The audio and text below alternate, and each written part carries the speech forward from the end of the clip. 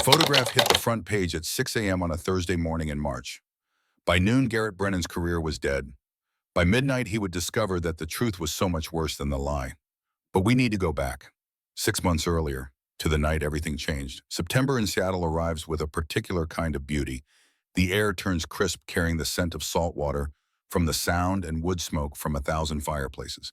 The leaves haven't quite begun to turn, but you can feel autumn waiting in the shadows, patient and inevitable.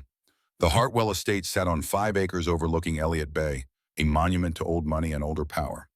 3 generations of Hartwells had built their fortune on timber and real estate, transforming the Pacific Northwest landscape one development at a time. The main house was a sprawling Tudor revival, all dark wood and leaded glass windows that caught the September sunset like amber. Tonight it blazed with lights. Cars lined the circular drive. Mercedes Teslas, the occasional vintage Bentley. Men in tuxedos, women in gowns that cost more than most people's monthly rent. This was Seattle's elite gathered for the annual Hartwell Foundation Gala. $500 a plate, $20,000 for a table. All proceeds benefiting children's literacy programs, though everyone knew the real purpose had nothing to do with charity. This was where deals were made, where political alliances were forged, where the people who actually ran Washington State gathered to remind each other that they existed in a different stratosphere than the rest of humanity. Garrett Brennan stood at the edge of the grand ballroom, a cheap digital camera hanging around his neck, and felt profoundly out of place. He was 28 years old, lean and angular in a rented tuxedo that didn't quite fit right in the shoulders. His hair was too long by society standards, touching his collar. His shoes were scuffed. And while everyone else moved through the space with the easy confidence of people who belonged, Garrett carried himself like what he was: an intruder, an observer, a journalist. The Seattle Times had sent him to cover the event. Human interest piece, his editor had said. Get some quotes from the mayor, maybe catch the governor if he shows up. Fluff piece, page 6 material. Garrett hated fluff pieces, but he'd learned over 5 years in journalism that you took the assignments you were given and you looked for the real story hiding underneath. Every fluffy benefit gala had shadows. Every carefully orchestrated charity event had secrets. You just had to know where to look. He scanned the crowd, noting faces. Mayor Richardson holding court near the ice sculpture. City Councilwoman Park laughing with developers who'd donated to her campaign. And there near the bar talking to a cluster of attorneys in expensive suits, Preston Hartwell. Garrett's father. The word felt strange even thinking it. Preston Hartwell was his biological father in the technical DNA sense. But fathers were supposed to be more than genetic material. Fathers showed up. Taught you to throw a ball, to change a tire, to be a decent human being.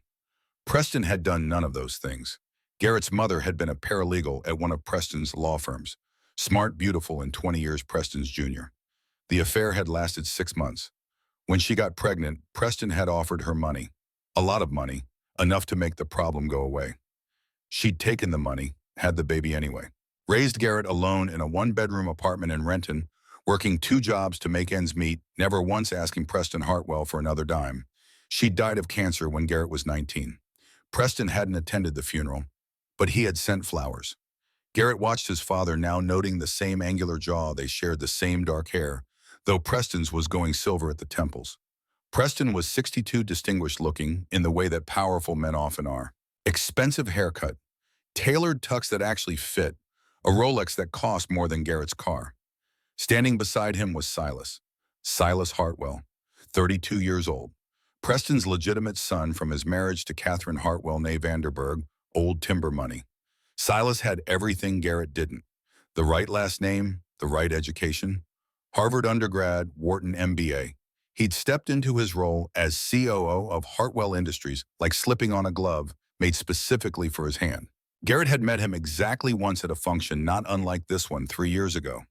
Silas had looked at him the way you might look at something stuck to the bottom of your shoe. Acknowledged his existence with a nod, never spoken a word. The message was clear. You don't exist. You're a mistake that's been handled. Garrett raised his camera and took a shot. Preston and Silas, drinks in hand, smiling at something a developer was saying. For the article, for the archive, for the proof that he'd been here, had done his job, professional to the end. The ballroom was filling up. A string quartet played Vivaldi in the corner. Waiters circulated with champagne and hors d'oeuvres that probably cost $50 each. Garrett grabbed a glass of champagne from a passing tray, more for something to do with his hands than any desire to drink. He was turning toward the buffet table when he heard a voice behind him. "You're him, aren't you?" Garrett turned. The woman standing there was maybe 30, dressed in a burgundy gown that probably cost more than Garrett's monthly rent. Blonde hair pulled back in an elegant twist. Sharp green eyes that studied him with undisguised curiosity. "I'm sorry," Garrett said at Preston's other son. She said it matter-of-factly, no judgment in her tone. "Just stating a fact. I can see it in your face. You have his chin." Garrett felt heat creep up his neck. "I'm here covering the event for the Times." "I'm sure you are." She extended her hand. "Miranda Ashford. I work in acquisitions for Hartwell Industries, which means I know all the family secrets, whether I want to or not." Her handshake was firm businesslike. Garrett found himself liking her despite himself. "Garrett Brennan," he said. "I know." She glanced toward where Preston and Silas stood. "Word of advice, the champagne tonight is particularly good. Special reserve. Preston only breaks it out for important donors. You might as well enjoy the perks while you're here." She moved away before Garrett could respond, disappearing into the crowd with the practiced ease of someone who attended these things regularly. Garrett looked down at his glass. The champagne was excellent, he had to admit, crisp and dry with a hint of apple. He took another sip. Across the room, a door opened, and a hush fell over the crowd. Governor Dominic Cross had arrived. Dominic Cross was 58 years old and looked like Central Casting's idea of what a governor should be. Silver hair, strong jaw, broad shoulders that filled out his tuxedo with the bearing of a man who'd spent 20 years in the Marine Corps before entering politics. He'd been governor of Washington State for 6 years, popular across party lines, moderate, pragmatic, the kind of politician who actually seemed to give a damn about doing the job rather than just holding the office. He was flanked by security, but his wife walked beside him, her hand resting lightly in the crook of his elbow. Lillian Cross. Garrett had seen her in photos, of course. Everyone had. But photographs didn't quite capture her presence. She was 45, blonde and elegant, dressed in a midnight blue gown that was both sophisticated and understated. There was something composed about her, the kind of woman who'd spent 20 years as a prosecutor before becoming First Lady. Sharp mind, sharper instincts. The couple moved through the crowd, shaking hands, exchanging pleasantries. Politicians performing the essential work of being seen, being accessible, being human. Garrett raised his camera and took a few shots. Governor and First Lady at charity gala. Standard stuff. He was lowering the camera when he felt it. A wave of dizziness, sudden and disorienting. The ballroom tilted slightly. Not much. Just enough to make him grab the edge of a nearby table for balance. He blinked, trying to clear his vision. The lights seemed too bright suddenly. The music too loud. "You all right, son?" Garrett looked up. An older man in a tux was watching him with concern. "Yeah, I'm fine. Garrett swallowed. His mouth felt dry. "Just need some air, probably." He set down the champagne glass with hands that weren't quite steady. Food poisoning, maybe. Or he was coming down with something. The flu had been going around the newsroom. He made his way toward the terrace doors, moving them carefully. The crowd seemed to part around him like water. Faces turned his direction, but he couldn't quite focus on them. Everything had gone soft at the edges, dreamlike. He pushed through the French doors onto the terrace. The cool September air hit him like a splash of water. He gripped the stone balustrade, breathing deep, trying to clear his head. What the hell was happening? Behind him, the doors opened again. Garrett turned. Lillian Cross stood in the doorway, one hand pressed to her temple. Even in his compromised state, Garrett could see that something was wrong.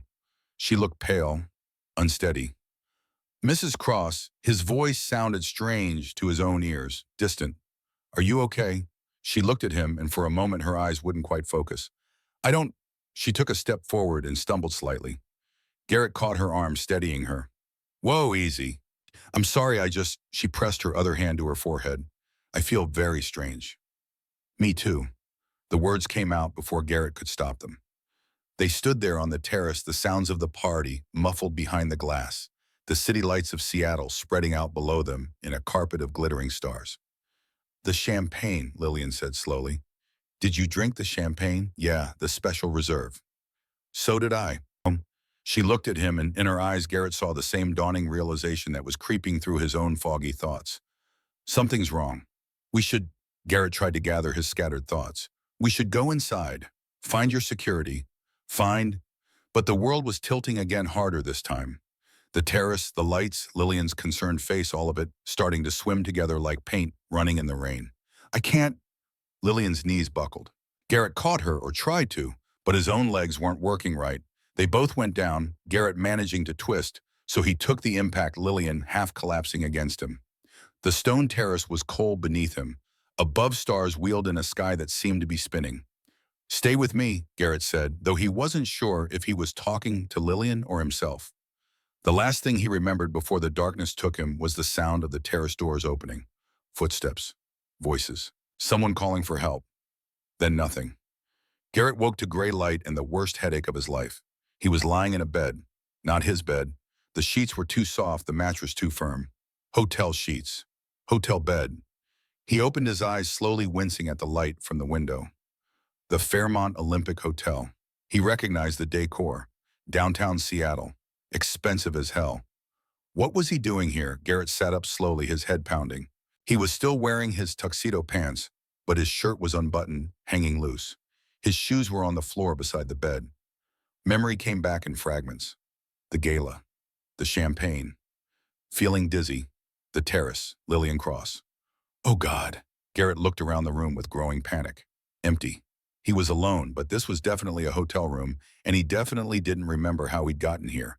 He stood on shaky legs and made his way to the bathroom, splashed cold water on his face, looked at himself in the mirror. Same face, same dark hair now disheveled, same brown eyes now bloodshot and confused. What the hell had happened? He searched his pockets, found his phone, dead battery, found his wallet, everything still there, his press credentials, his driver's license. On the nightstand he found a note, hotel stationery, 2 words in handwriting he didn't recognize. "I'm sorry." That was it. No signature, no explanation. Garrett's hands shook as he pocketed the note. He needed to get out of here. Needed to figure out what had happened. Needed to his phone. He needed to charge his phone. He found the charger in the bathroom, plugged it in. While it powered up, he finished dressing. His jacket was draped over a chair. His camera was on the desk, lens cap still on. When his phone finally came to life, he had 17 missed calls. Most from his editor, 3 from his apartment building manager, 1 from a number he didn't recognize, and a text message from a blocked number received at 4 a.m. Whatever you think happened last night, forget it, for your own good. Garrett stared at the screen. What the hell did that mean? He called his editor. "Brennan." The voice on the other end was tight, angry. "Where the hell have you been? I've been trying to reach you for hours." "I'm sorry, my phone died. Get to the office, now." "What's going on? Just get here, now." The line went dead. Garrett grabbed his things and headed for the elevator, his mind racing. Something was wrong. Something was very, very wrong. He made it to the Seattle Times building in 20 minutes, driving his beat-up Honda Civic like a man fleeing a crime scene, which for all he knew, he might be. The newsroom was buzzing when he walked in. People stopped talking when they saw him, stared, whispered. His editor, Frank Morrison, stood in his office doorway. 55 years old, perpetually exhausted, currently looking at Garrett like he'd never seen him before. "My office," Frank said, "now." Garrett followed him in. Frank closed the door, closed the blinds, turned to face Garrett with his arms crossed. "Tell me it's not true," Frank said. "Tell you what's not true." Frank picked up a folder from his desk, opened it. Inside were photographs, printouts from what looked like hotel security footage. Garrett felt his stomach drop.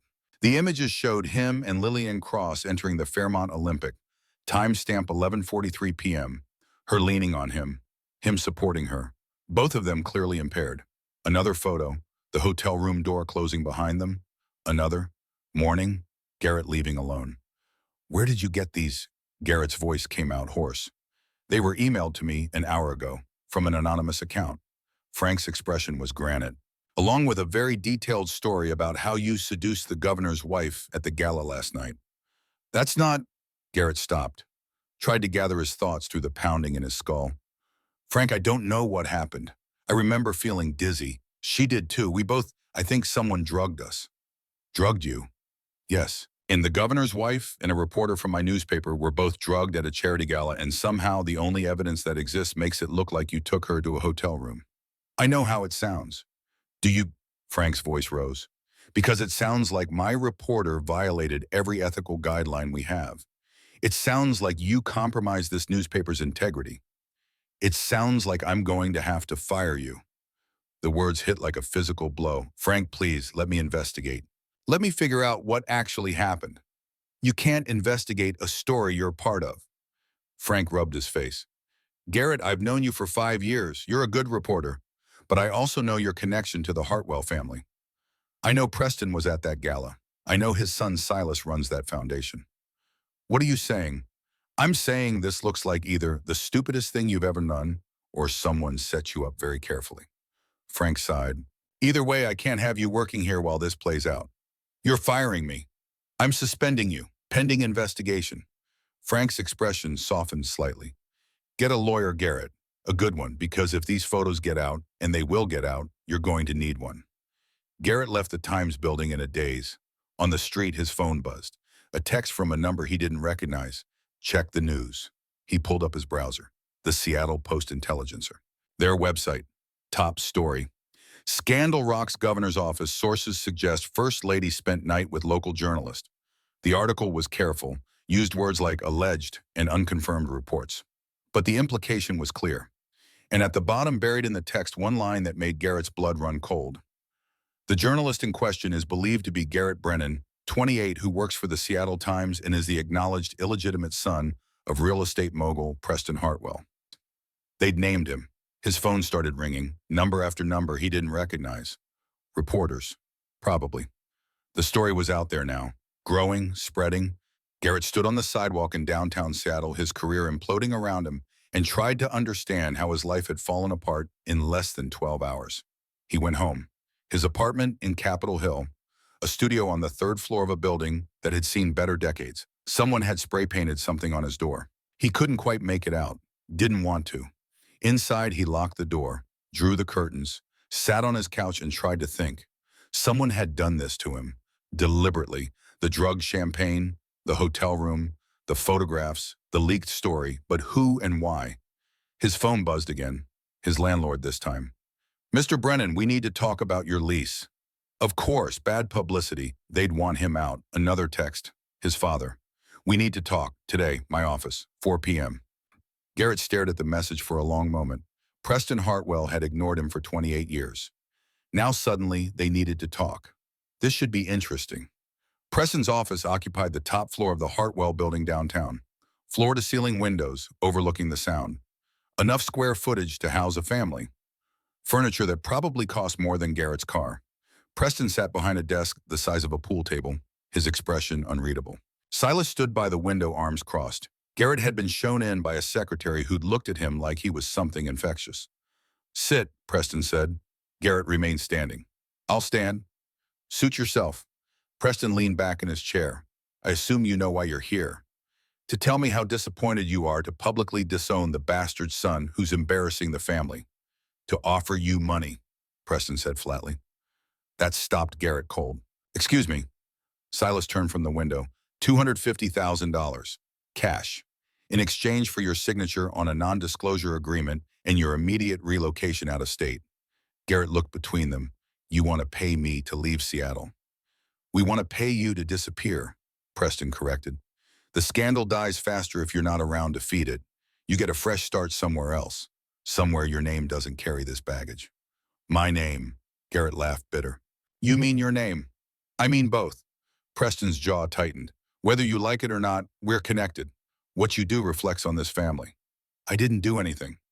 The evidence suggests otherwise. The evidence was manufactured.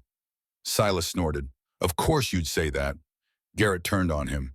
You did this, didn't you? The champagne, the setup, all of it. Careful, Silas said softly. Accusations without proof are just slander. Why? Garrett moved toward him. What did I ever do to you? I stayed away. I never asked for anything. I never used the Hartwell name. I was never a threat to you. You exist, Silas said. That's threat enough. Preston stood. Enough. Garrett, the offer stands. $250,000, fresh start. Or you can stay here and watch your life continue to disintegrate. Your choice, Durium. Garrett looked at his father. Really looked at him. Saw nothing in those eyes but cold calculation. I'm not taking your money, Garrett said quietly. Then you're a fool. Probably. Garrett headed for the door. But at least I can live with myself. He was halfway to the elevator when Preston called after him. You can't win this, Garrett. You're fighting ghosts, fighting power you don't understand. Take the money. Save yourself. Garrett didn't turn around. Go to hell, he said, and kept walking. 3 weeks later, Lillian Cross stood before a bank of microphones and cameras and confirmed what the tabloids had been speculating. She was pregnant. At 45 years old, the First Lady of Washington State was going to have a baby. She didn't name the father. She didn't need to. The press did it for her. Garrett watched the press conference from his apartment now in Ballard after being evicted from Capitol Hill.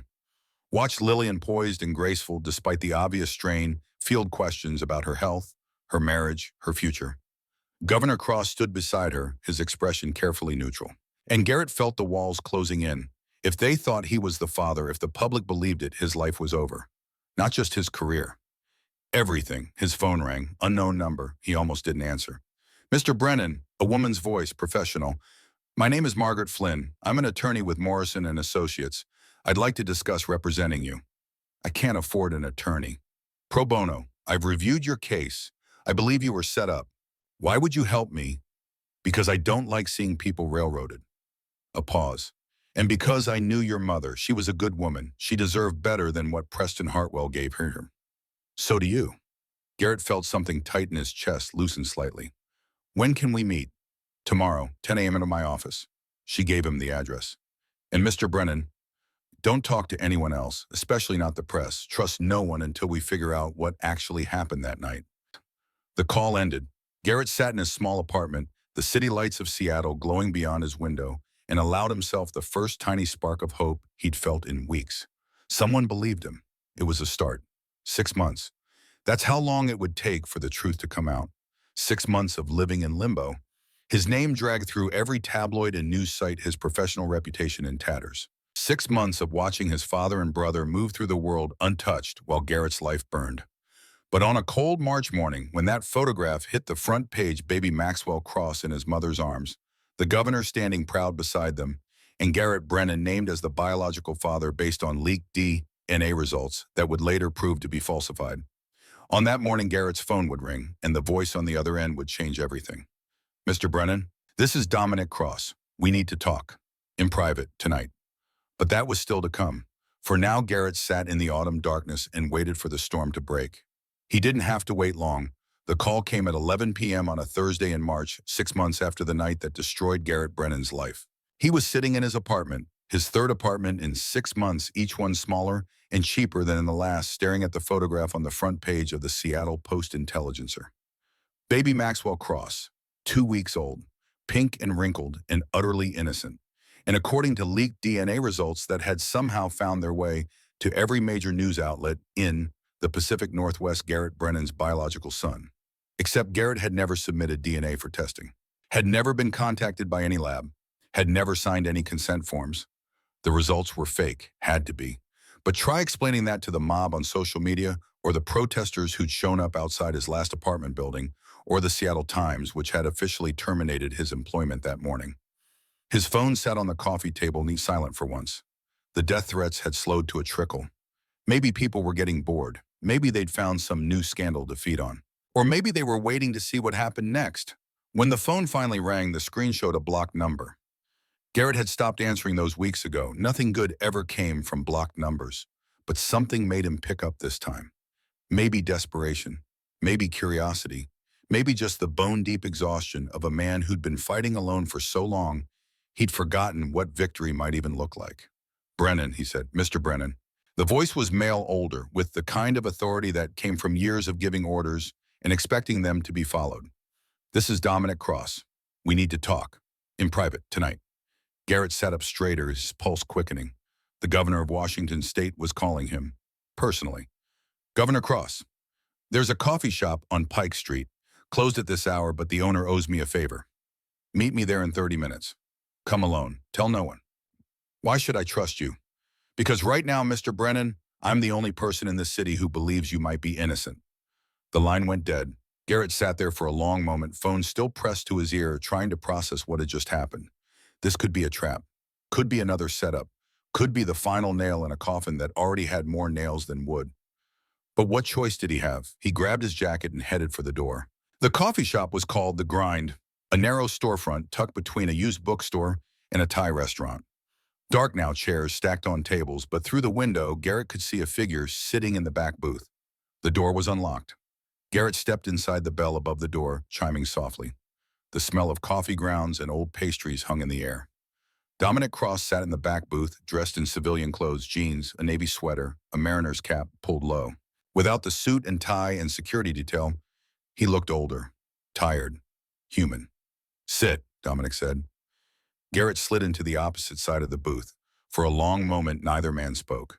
They studied each other across the scarred, wooden table, two strangers bound together by scandal and lies. "Coffee?" Dominic finally asked. "I'm good. Suit yourself." Dominic had a cup in front of him, black steam rising. He wrapped both hands around it like he was cold. "I'll get straight to it. I don't believe you're Maxwell's father." Garrett felt something tight in his chest loosen slightly. "Why not everyone else does?" "Because I was there that night, at the gala." Dominic's eyes were sharp despite his exhaustion. "I saw my wife, saw her stumble out to the terrace, saw you follow her, and I know what Rohypnol looks like when it's in someone's system." "You think we were drugged?" "I know you were drugged." Dominic took a sip of his coffee. "My wife's tox screen came back positive. They ran it when she was admitted to the hospital that night. Rohypnol and something else they couldn't identify. The hospital kept it quiet on my orders. Why? Because at the time I thought it was meant for her, an attack on the First Lady. I didn't realize it was something more elaborate until the pregnancy." Garrett leaned back against the booth. "Someone wanted this to happen. The scandal, the baby, all of it." "Yes." "Hupine." Dominic was quiet for a moment. When he spoke, his voice was carefully controlled. "My daughter, Vivian." The name landed between them like a stone in still water. "Vivian Cross," Garrett said slowly. "State Senator, 32 years old. Your daughter from your first marriage. You've done your research." "I'm a journalist, was a journalist." Garrett corrected himself bitterly. "Why would your daughter do this? Because she wants my job." Dominic's jaw tightened. "She's wanted it since she was old enough to understand what power means. And I've spent the last 6 months standing in her way." "Standing in her way, how?" "I was planning to run for a third term. State constitution allows it. Vivian's been positioning herself to run for governor for years. But she can't challenge me directly. I'm her father, I'm popular, and primary challenges are political suicide. So she needed me out of the race." Understanding began to dawn. "The scandal forces you to withdraw," Garrett said. "Your wife pregnant by another man. Public humiliation. No way you could campaign effectively with that hanging over you." "Exactly," and Dominic set down his coffee cup. "Vivian runs unopposed in the primary, wins the general election, becomes the youngest governor in Washington state history. And I'm collateral damage. We both are." Dominic looked at him steadily. "But I didn't call you here to commiserate. I called you here to propose a deal." Garrett felt his guard go up. "What kind of deal?" "You publicly claim Maxwell as your son." For a moment, Garrett was sure he'd misheard. "You want me to what?" "Claim him, hold a press conference. Say you take full responsibility, that the child is yours and you're prepared to be in his life." Garrett stared at him. "Are you insane? That destroys what's left of my reputation." "Your reputation is already destroyed," Dominic said flatly. "The leaked DNA results saw to that. Whether you deny it or confirm it, the public has already made up its mind. You're the villain in this story. Nothing you say will change that." "Then why would I?" "Because I can protect you." Dominic leaned forward. "If you're the acknowledged father, you're part of the family. You move into the governor's mansion guest house.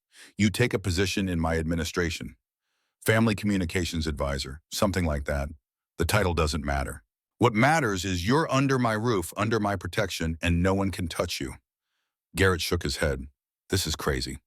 Is it right now you're alone, broke, unemployed, hated by half the state? How long before you crack? Before you do something desperate? Before someone decides to take matters into their own hands?" Dominic's voice was quiet but urgent. "I've seen the threats you've been getting. So have the state police. Some of them are credible. And if I say yes, if I claim the baby, what then? Then we buy time." Dominic sat back. "Time to investigate what really happened that night. Time to figure out who else was involved besides Vivian. Time to gather evidence.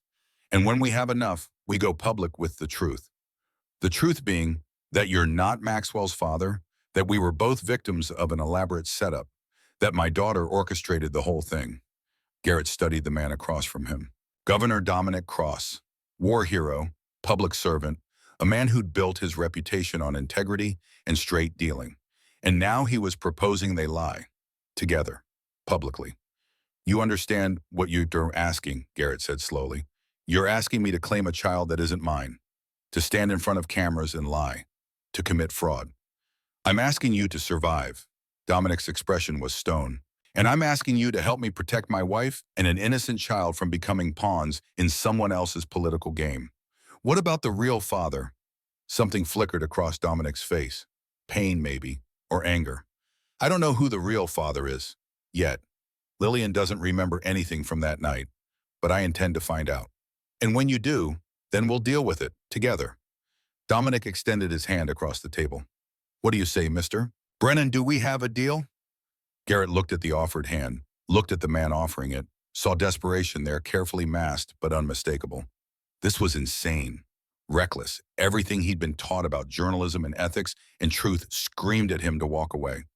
But what was left to walk away to an empty apartment, a ruined career, a name that would be synonymous with scandal for the rest of his life. At least this way he'd have a chance to fight back, a chance to find out what really happened, a chance at redemption. He shook Dominic's hand. When do we start? The press conference was held 48 hours later in the state capitol building in Olympia. Garrett stood at a podium wearing a suit that Dominic's people had bought for him, his hands shaking slightly as he gripped the wood. Behind him, Dominic and Lillian Cross stood united, a couple facing adversity together. The optics were carefully calculated. Forgiveness. Moving forward, family. The press corps filled the room, cameras clicking, reporters shouting questions before Garrett had even opened his mouth. He cleared his throat, read from the prepared statement. My name is Garrett Brennan. 6 months ago, I made a terrible mistake. I violated the trust of Governor Cross and First Lady Cross. I violated my professional ethics. I violated everything I believe in as a journalist and as a man. The words tasted like ash. Baby Maxwell Cross is my biological son. I take full responsibility for my actions. I ask for privacy for the Cross family as we navigate this difficult situation. I have no further comment at this time. He stepped back from the podium. The room erupted. Questions shouted from every direction. Dominic stepped forward, his expression somber but controlled. Lillian and I have discussed this at length. For the sake of our marriage, for the sake of this innocent child, we have decided to move forward together. Mr. Brennan has agreed to take an active role in Maxwell's life, and he will be joining in my administration as a family communications advisor. We believe in forgiveness. We believe in second chances, and we believe that Maxwell deserves to know both of his parents. More questions, shouted accusations, camera flashes like lightning. Lillian spoke next, her voice steady despite the tremor Garrett could see in her hands. This has been the most difficult time of my life, but I refuse to punish an innocent child for the mistakes of adults. Maxwell is my son. I will raise him with love, and I ask that you respect our privacy as we heal. They left through the back entrance, security forming a wall against the press that tried to follow. In the car, a state vehicle with tinted windows, Garrett sat beside Dominic while Lillian rode in front with her security detail. No one spoke for the first 10 minutes. Finally, Dominic turned to him. You did well. I lied in front of 100 cameras. You played your part. Dominic's expression was unreadable. Now the real work begins. The governor's mansion sat on 10 acres of carefully manicured grounds in Olympia. The main residence was a sprawling colonial all-white columns and black shutters. The guest house sat 50 yards away, connected by a stone path that wound through gardens that probably required a full-time staff. Garrett's new home was nicer than any place he'd ever lived. 2 bedrooms, full kitchen, living room with a fireplace. Furniture that looked like it came from a catalog for people who summered in the Hamptons. He dropped his single duffel bag on the floor and stood in the middle of the living room feeling like an imposter. This is temporary, he said aloud to no one. This isn't real, but it felt real. The weight of the lie, the cameras, the judgment in 100 pairs of eyes. A knock on the door made him turn. Lillian Cross stood on the threshold, baby Maxwell, in her arms wrapped in a blue blanket. May I come in? Garrett nodded, not trusting his voice. She entered, moving slowly like someone navigating unfamiliar territory. Set her son down in a carrier she'd brought with her. For a long moment, they stood there, 2 strangers bound by circumstance and conspiracy. I wanted to thank you, Lillian finally said, for what you did today. I lied for your husband. You protected my son. Her eyes were fierce. Whatever else happens, Maxwell will grow up knowing security, knowing safety, because you stood up there and took the weight of this on your shoulders. I didn't have much choice. We always have choices. She moved to the window looking out at the gardens. I've spent 6 months trying to remember that night, trying to piece together what happened. I have fragments, impressions, but nothing concrete.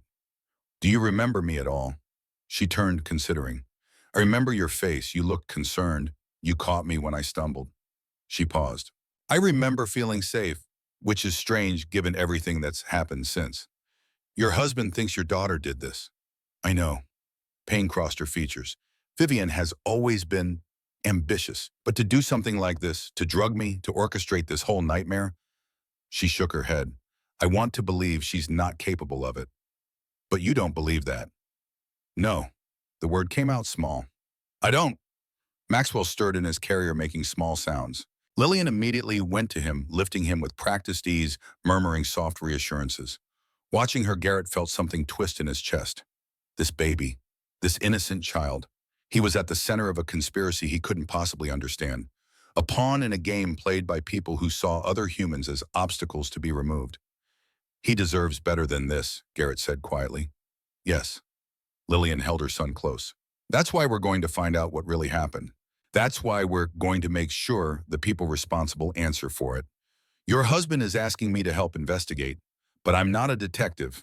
I'm a journalist. Was a journalist. You're still a journalist. She looked at him steadily. You just have better access now. Over the next 3 weeks, Garrett learned what it meant to live behind the curtain of power. His official title was meaningless. He attended no meetings, drafted no communications, advised on nothing. His real job was investigation, and Dominic had given him resources that most journalists would kill for. Access to state police databases, connections to private investigators who specialized in corporate espionage.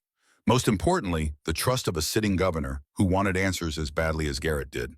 They worked in Dominic's private study most nights. After the official business of governing was done, after the mansion staff had retired, after Lillian had put Maxwell to bed, two men hunched over documents and timelines trying to reconstruct a night neither of them could fully remember. The champagne, Dominic said one night 3 weeks into Garrett's new life. That's where we start. Your statement said you drank the special reserve. So did Lillian, so did I, earlier in the evening. How many bottles were opened? According to the catering records, 12. Special order from Hartwell Industries. Garrett looked up from his laptop. Hartwell Industries. Your father's company. Your brother's company, technically. He runs the day-to-day operations now. Silas. Garrett felt cold certainty settling in his gut. He was there that night. I saw him with my father. Did you see him near the champagne? Garrett closed his eyes, trying to remember. The ballroom, the crowds, the woman who'd spoken to him. What was her name? Miranda Ashford, acquisitions for Hartwell Industries. She'd mentioned the champagne specifically. Told him to enjoy it. I need to talk to someone, Garrett said. Miranda Ashford agreed to meet him at a park in Seattle, far from prying eyes and security cameras. She arrived 10 minutes late, wearing sunglasses despite the overcast sky, her blonde hair pulled back in a ponytail. This is crazy, she said by way of greeting. Meeting you after everything. I know, but I need to ask you about the gala. The gala where you allegedly seduced the governor's wife. Her tone was carefully neutral. I didn't seduce anyone. We were both drugged. Miranda was quiet for a long moment. Then she took off her sunglasses. I know. Garrett felt his heart skip. You know, I suspected the way you looked that night, the way the First Lady looked. I've seen Rohypnol before. She glanced around, making sure they were alone. My sister, college, bad date, I know what it looks like. Wuti, why didn't you say anything? Say what to who I work for Hartwell Industries. Your brother signs my paychecks. I'm a single mother with a mortgage. I kept my head down. Did you see anything that night? Anything unusual? Miranda bit her lip. The champagne bottles, the special reserve. I helped coordinate the catering order, but the bottles that showed up, they weren't from our usual supplier. Where were they from? I don't know. The paperwork said Wellington Imports, but when I checked later, that company doesn't exist. Or didn't exist. The business license was filed 3 days before the gala, dissolved 3 days after. Shell company, set up specifically for this purpose. Who authorized the order? Silas Hartwell. Miranda met his eyes. Your brother personally approved those bottles. There it was. The connection, the proof. Would you testify to that? Testify to what I don't have evidence. Just memories. And Silas would destroy me. What if you had protection From who you, she laughed, but there was no humor in it. You're the most hated man in Washington state right now. You can't protect anyone. The governor can. That made her pause. You're working with Governor Cross. I'm living in his guest house. We both want the truth. Miranda looked away toward the playground where children were climbing on equipment, their laughter carrying on the wind. I have a daughter, she said quietly. She's 7. If I do this, if I go on record against Silas Hartwell, what happens to her? The truth comes out. The people responsible face justice. Your daughter grows up in a world where powerful people can't just destroy lives without consequences. That's a nice dream. It's the only dream worth having. Miranda was quiet for a long time. Then she pulled out her phone, device on. I kept something from that night, just in case. She pulled up a photo, showed Garrett. It was a picture of a champagne bottle, close-up of the label. Wellington Imports, vintage 2015. I took this before service. Something felt wrong about the whole thing. I wanted documentation. Can you send this to me? She hesitated, then nodded. Give me your number. Back at the governor's mansion, Garrett showed Dominic the photograph. Wellington Imports, Dominic said, studying the image on Garrett's phone. I'll have my people run it down. Find out who filed the business license, who owns it. It'll be a shell, untraceable. Maybe, but shells have owners. We just need to follow the money. The answer came 3 days later. Wellington Imports was owned by a holding company. That holding company was owned by another holding company, 3 layers deep, deliberately obscured. But the final ownership traced back to a name that made everything fall into place. Vivian Cross. The governor's daughter had personally set up the shell company that provided the drug champagne. She planned this, Garrett said, staring at the documents spread across Dominic's desk. Your daughter planned all of this. Dominic's face was granite. Yes. What do? We keep digging, because Vivian didn't work alone. Someone helped her. Someone at Hartwell Industries. And I want to know who. The answer came from an unexpected source. Silas Hartwell called Garrett directly 2 days after they had uncovered Vivian's connection to Wellington Imports. We need to talk, Silas said. No preamble, no pleasantries. Why would I talk to you? Because I know what Vivian did, and I know you're trying to prove it. A pause. Meet me. Tonight, the old timber mill on the waterfront. Midnight, come alone. This is obviously a trap. Maybe, but it's your only chance to hear what I have to say. The line went dead. Garrett told Dominic about the call. Don't go, Dominic said immediately. It's too dangerous. It might be our only chance to get him on record. Or it might be your only chance to end up at the bottom of the sound. Then wire me. Have your security nearby. But I have to go. Dominic studied him for a long moment. You're not a field agent, Garrett. You're a journalist who's been living in my guest house for a month. This isn't your job. Yes, it is. Garrett met his eyes. Someone destroyed my life. I want to know why. I want to look them in the face and hear them say it. Even if it gets you killed. Even then. The old timber mill sat on the waterfront south of Seattle, a relic from when the city's economy ran on lumber and fishing.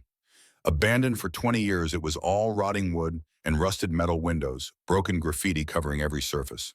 Garrett arrived at 1:45, wearing a wire provided by state police, knowing that Dominic's security team was positioned in vehicles a quarter-mile away. The building was dark, silent except for the sound of water lapping against the pilings below. Silas, Garrett called out, in here! The voice came from deeper inside the structure. Garrett followed it, his phone's flashlight cutting through the darkness. Silas stood in what had once been the main floor, surrounded by the hulking shapes of old machinery. He was dressed in expensive casual wear that looked absurd in this setting. Armani sweater, designer jeans. You came, Silas said. You called. What do you want? To make you an offer. Silas pulled an envelope from his jacket. $500,000. Gish, in exchange for your silence about Vivian's involvement. My silence? You drop your investigation. You stop digging. You live your life as the father of Maxwell Cross, collect your government salary, and forget you ever heard of Wellington Imports. Garrett stared at him. You really think I'd take that deal? I think you're smart enough to know when you're outmatched. Silas stepped closer. You want to know why I helped Vivian? Why I provided access to Hartwell Industries resources? Because she promised me something in return. What? You, Silas's smile was cold. She'd destroy you. Eliminate you from the family. Make sure Preston finally officially, completely disowned the bastard son who reminded him of his indiscretion. Understanding crashed over Garrett like a wave. This was never about the governor, not for you. Oh, Vivian wanted her father gone. That was her game, but I wanted you gone. And we both got what we wanted. Until now. Until now, Silas agreed. But here's what you need to understand. Vivian has resources you can't imagine, connections, power. And she knows you're investigating her. She knows Dominic is helping you. And she's already 3 moves ahead. What does that mean? Silas pulled out his phone, showed Garrett a photograph. It was Margaret Flynn, the attorney who'd agreed to help Garrett pro bono, who'd believed in his innocence. She was leaving her office, unaware of the camera. Accidents happen, Silas said softly, to people who ask too many questions, to attorneys who take on cases they shouldn't, to bastard sons who don't know when to quit. The threat was clear. Garrett felt rage building in his chest, hot and clean. You're confessing, he said quietly. Right now, you're confessing to conspiracy, to drugging 2 people, to threatening an attorney. Am I? Silas looked around the empty mill. I don't see any witnesses. No cameras, no recording devices. He smiled. Just 2 half-brothers having a conversation. You think I'm not wearing a wire? I think you might be. I also think it doesn't matter. You have nothing.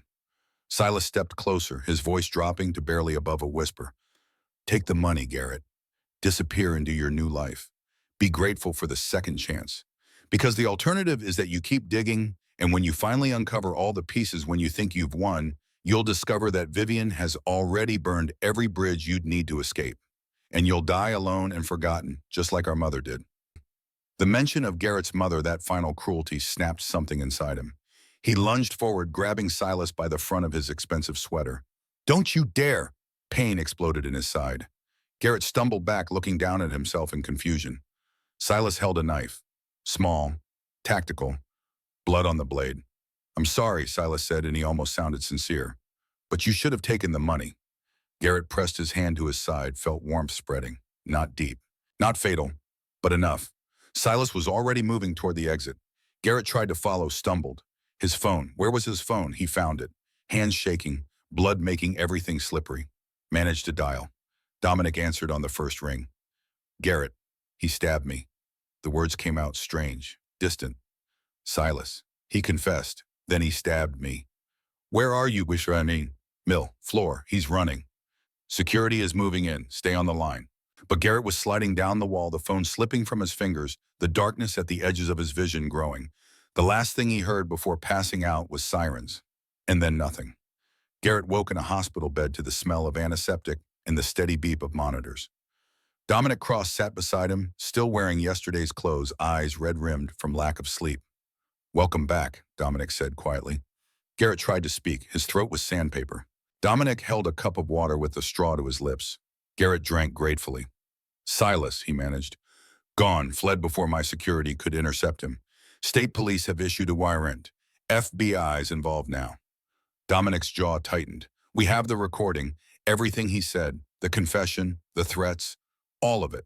Is it enough? For a criminal conviction, maybe not without additional evidence.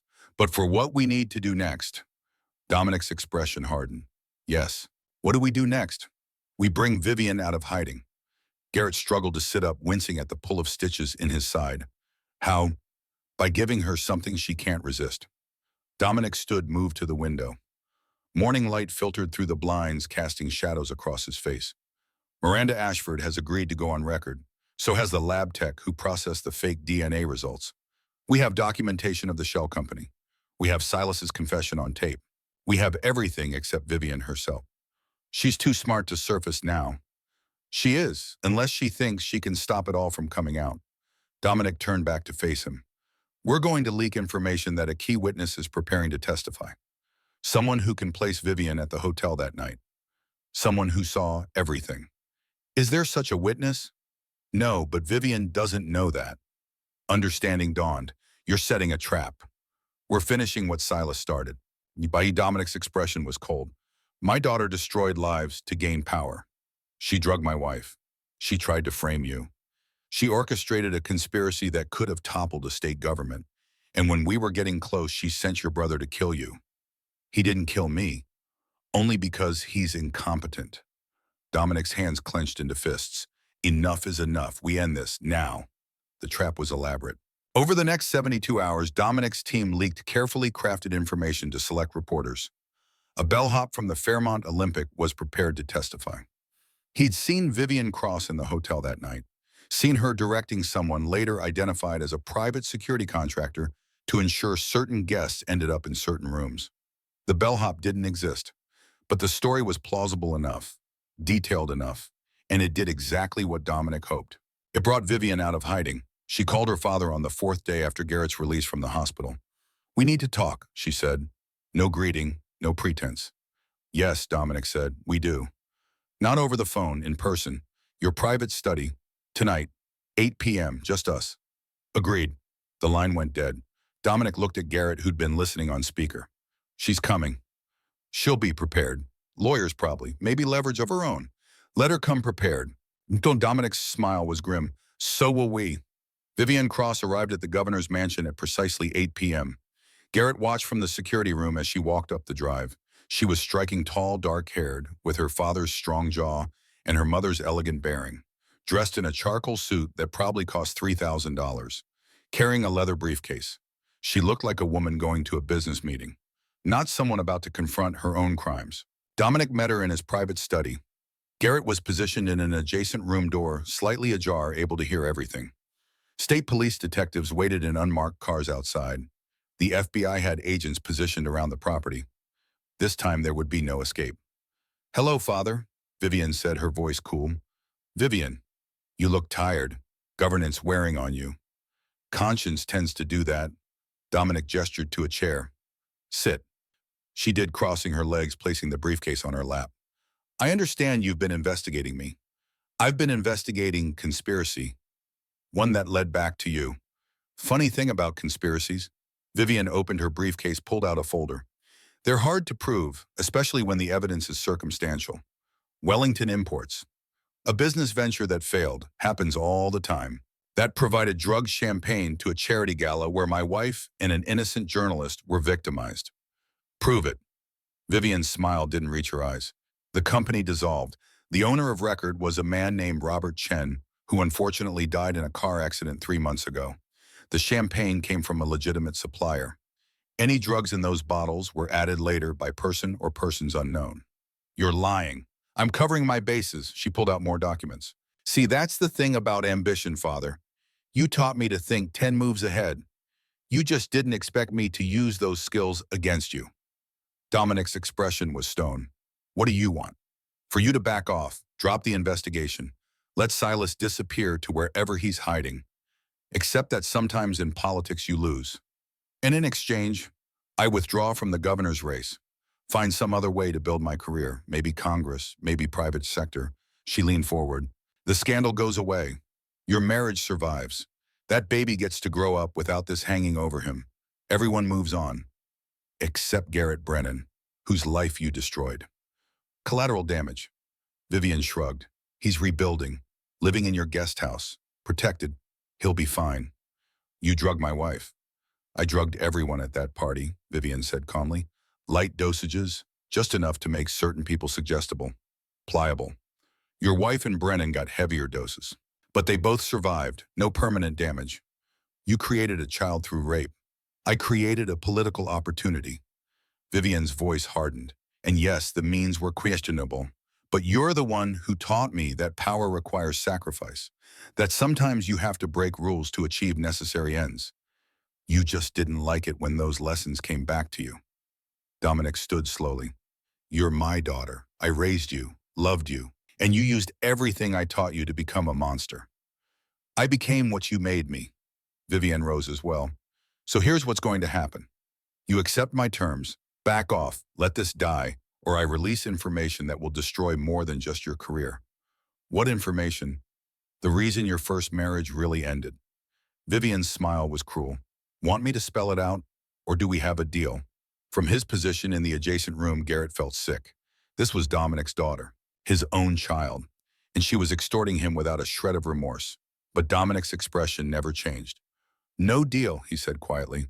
"Excuse me.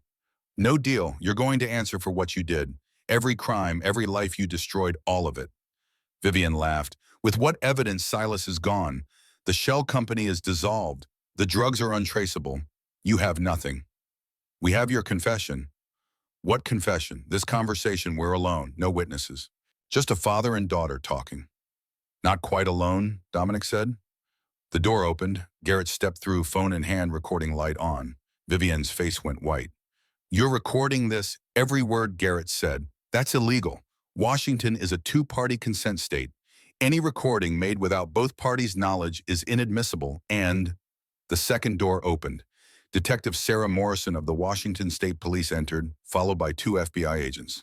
Vivian crossed. Detective Morrison said, "You're under arrest for conspiracy to commit assault, distribution of controlled substances, fraud, and accessory to attempted murder."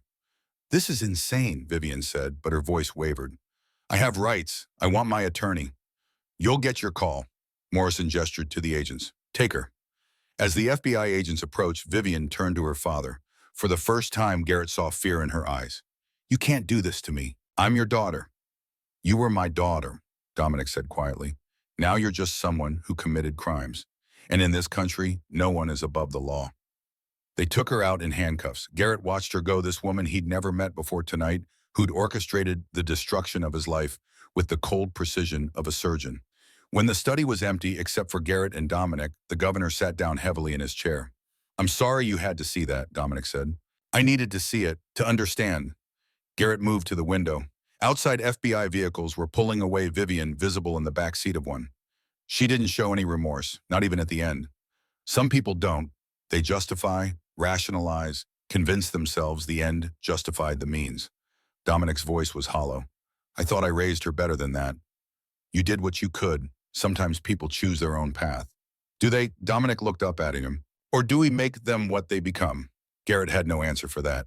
The FBI found Silas Hartwell 3 days later at a border crossing in Montana trying to enter Canada with a fake passport and $200,000 in cash.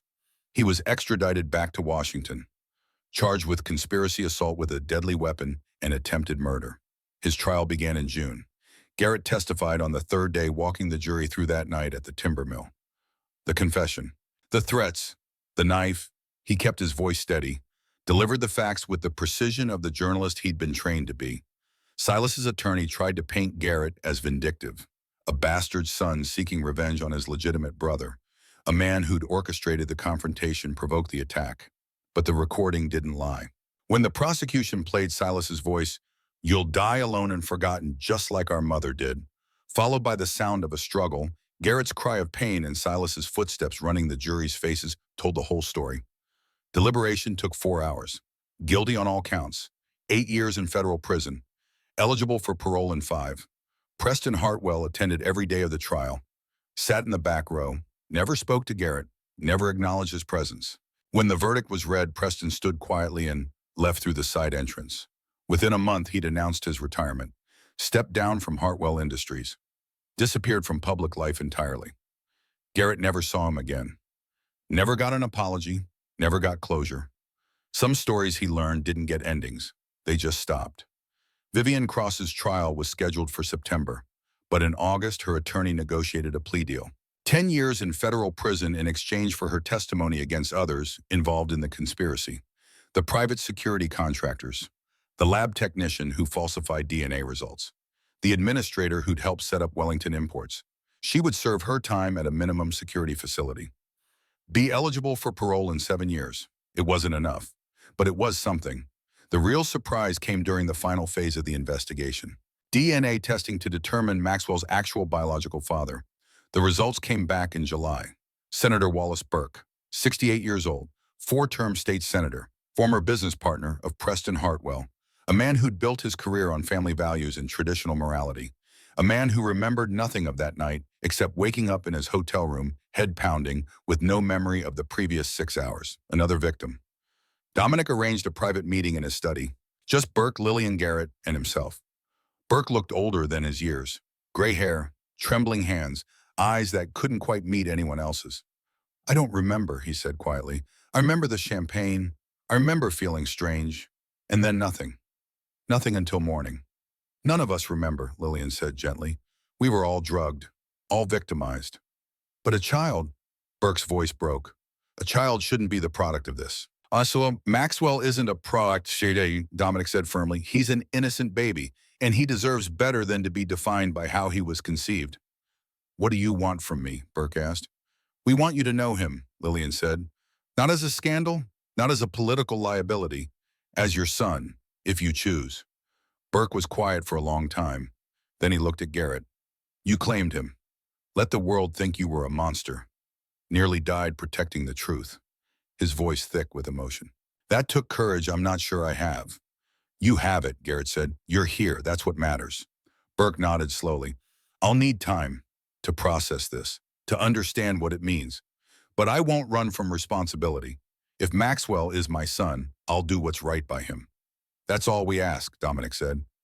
After Burke left, Garrett remained with Dominic and Lillian. That went better than I expected, Lillian said. Wallace is a good man, Dominic replied. He'll do the right thing.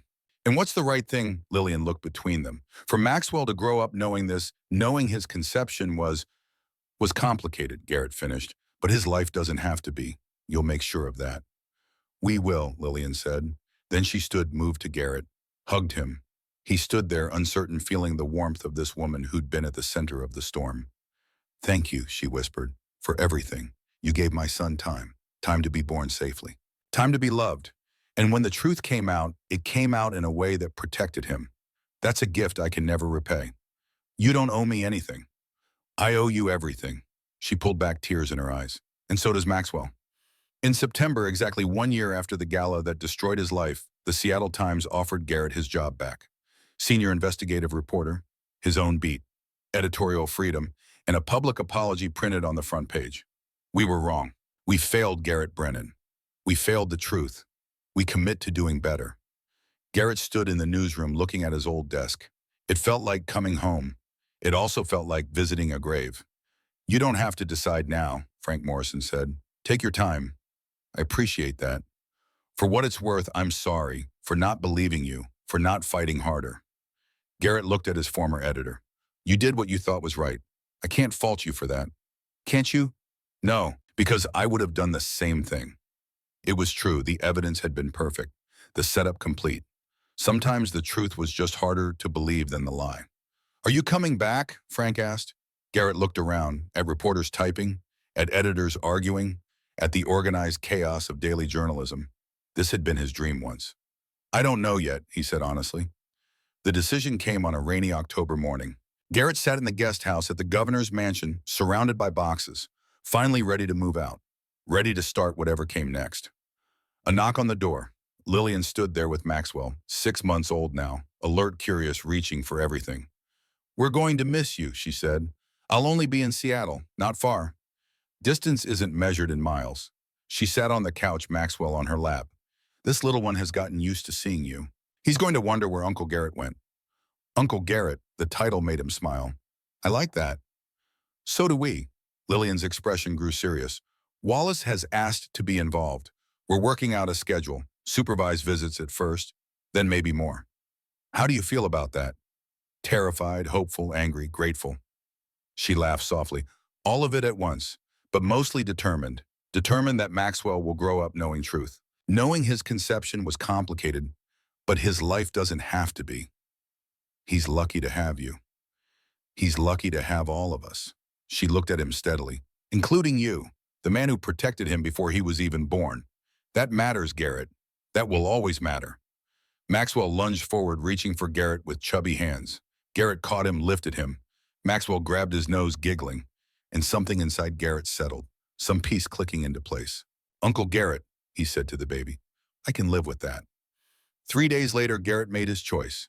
He accepted the position at the Seattle Times, not for the redemption, not for the public vindication, but because the work mattered. His first story back was about a veteran denied benefits for 20 years, a bureaucratic error that had destroyed a life. He spent 3 months investigating, piecing together paper trails, finding the mistakes. When the story ran, the veteran got his benefits. No one noticed except the people who mattered. That was enough. On a Saturday in December, Garrett drove to Olympia for a small gathering at the governor's mansion. Christmas lights strung across the grounds. A massive tree visible through the windows. Inside, close friends, people who'd survived the scandal. Wallace Burke, awkward but present, holding Maxwell while Lillian supervised. Margaret Flynn, the attorney who'd believed from the beginning. Miranda Ashford, who'd provided the evidence that broke everything open, and others, people whose lives had intersected with this story. Garrett stood at the edge, nursing wine, definitely not champagne, and watched. "You came," Dominic said, appearing beside him. "You invited me. I wasn't sure you'd show." Dominic followed his gaze to where Lillian was laughing Maxwell in Burke's careful arms. She insisted, "Said it wouldn't be right without you." "I'm glad I came." They stood in comfortable silence. "Any regrets?" Dominic finally asked. Garrett considered the question. A year ago, he'd been at a gala drinking poisoned champagne, about to have his life destroyed. Now he was here, alive, employed, cleared. The people responsible were imprisoned. The truth was public. Justice, such as it was, had been served. But he'd lost a year, lost relationships, lost innocence. Those losses couldn't be recovered. "Some," Garrett said honestly, "but fewer than I expected." "That's probably the best we can hope for." Dominic raised his glass. "To surviving." "To surviving," Garrett echoed. They drank. Across the room, Maxwell looked up and saw Garrett. Recognition lit his face. He reached out with both hands, making insistent sounds. "I think someone wants his Uncle Garrett," Lillian said, laughing. Garrett crossed the room, took the baby from Burke's arms. Maxwell immediately grabbed his face, patting his cheeks, utterly delighted. "Hey, little man," Garrett said softly. And Maxwell laughed, pure and joyful and innocent. This child would grow up knowing his real father, would know Wallace Burke with all his flaws and virtues, would know the complicated truth, but he'd also know safety, love, protection. He'd know that sometimes people fought for truth even when it cost them everything. That justice was possible. Garrett stayed until late evening, said his goodbyes, promised to stay in touch, meant it. On the drive back to Seattle, rain streaking his windshield, Garrett thought about the story, his story, the one he'd lived but would never write, because some stories were too personal, too raw, too complicated for narrative structure. Some stories you carried with you, let them shape you, make you stronger or wiser or just more careful. And then you kept living, kept working, kept fighting for truth in a world that preferred comfortable lies. That was the real story, not the scandal, not the conspiracy, not the dramatic confrontations. The real story was in what came after, in choosing to keep going when quitting would be easier, in choosing to trust after betrayal, in choosing to believe that justice mattered even when justice came slow and incomplete. Garrett pulled into his apartment building, turned off the engine, sat in the darkness. Tomorrow he'd go back to work, back to the newsroom, back to uncovering small truths that might collectively make the world slightly better. It wasn't glamorous, wasn't heroic, but it was real, and real was enough. He got out of the car, locked the doors, walked toward his building. Above, stars were barely visible through Seattle's light pollution, but they were there, constant, unchanging, witnesses to everything. Garrett looked up for a moment, thinking about his mother, about her choices, her sacrifices. She'd raised him to believe in truth, in justice, in the idea that one person doing the right thing could make a difference. She'd been right. "I'm okay, Mom," he said quietly. "I survived, and I'm going to keep surviving." The stars didn't answer, but they didn't need to. Garrett went inside, climbed the stairs, unlocked his door. His laptop sat on the coffee table. He'd been trying to write the book, turn his story into something consumable.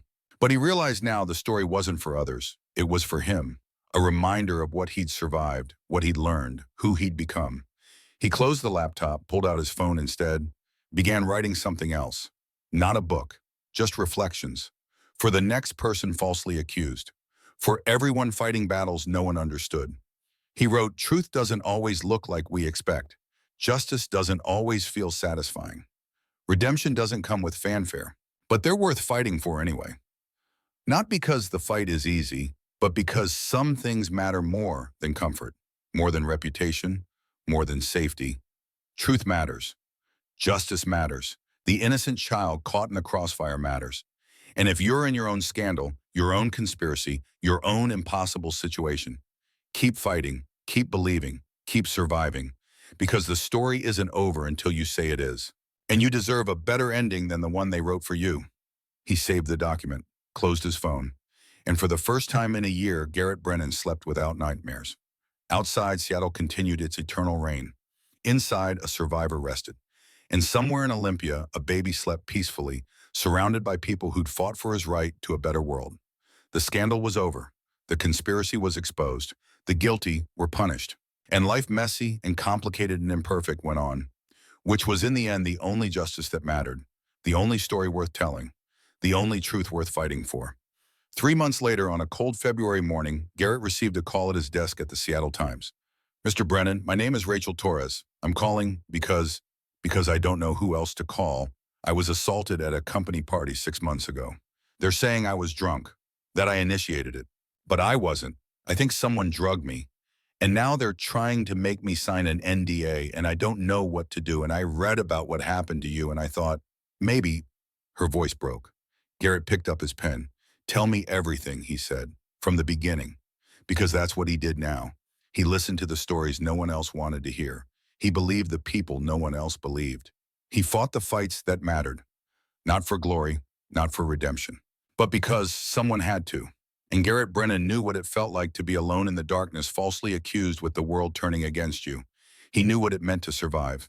And he knew that survival wasn't the ending. It was the beginning of something else, something better, something true. "Start at the beginning, Rachel," he said, opening his laptop. "And don't leave anything out. No detail is too small. We're going to figure this out together." On his desk beside his keyboard sat a photo. Maxwell, 6 months old, grinning at the camera. Uncle Garrett written in Lillian's handwriting on the back. A reminder that justice was possible, that truth mattered, that even in the darkest moments, hope survived, if you were willing to fight for it. Garrett began typing, and somewhere in Seattle another story began.